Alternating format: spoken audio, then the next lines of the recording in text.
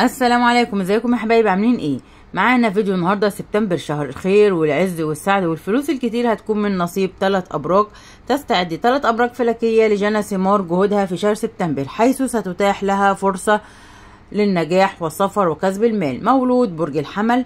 يحقق مولود برج الحمل أهدافا مالية طموحة ويوسع استثماراته، مما يساعده على كسب المزيد من المال.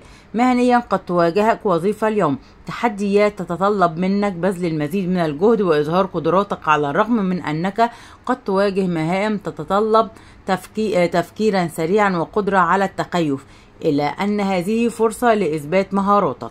يقدم لك هذا الأسبوع فرصة خاصة لتقوية الروابط بينك وبين شريك حياتك، أو استكشاف علاقات أعمق مع الأشخاص الجدد الذين تلتقي بهم. قد تجد أن مشاعرك أصبحت أكثر حدة، مما يدفعك إلى البحث عن تفاعلات حقيقية. مولود برج الأسد. يتمتع الأشخاص المولودون في برج الأسد بفرص ذهاب مهنية جديدة ودخل متزايد وقدرة على السفر.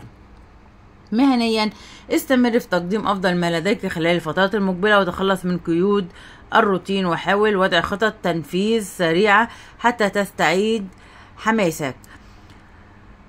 ويتوقع لمولود برج الأسد تغيرات إيجابية في حياته بشكل عام، مما يسمح له باتخاذ الخطوة التالية والحصول على ترقية مهنية. مواليد برج الميزان محظوظون جدا في علاقتهم الرومانسية، ويحققون التوازن في حياتهم. مهنيا تجيد التعامل مع الوظائف التي تتطلب السفر، خاصة أنها تساعدك على خلق معارف جديدة وتعمق فهمك للثقافات المختلفة، وقد تواجه منافسة من بعض الزملاء. يزداد التوتر طوال اليوم، فلا تستسلم له. الفوز والخسارة لا يهم، لقد فعلت ما يهم حقا، وهو الاستمرار والبقاء، والآن هو الوقت المناسب لمحاولة الوصول إلى السبب الجذري في التوتر الخاص بك. وبكده حبايبي يكون ده الفيديو بتاعي.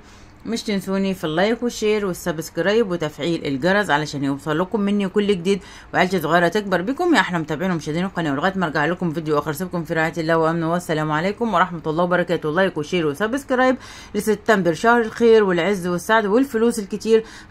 هتكون من نصيب 3 أبراج زي ما قلنا: مولود برج الحمل، مولود برج الأسد، مولود برج الميزان. لايك وشير وسبسكرايب.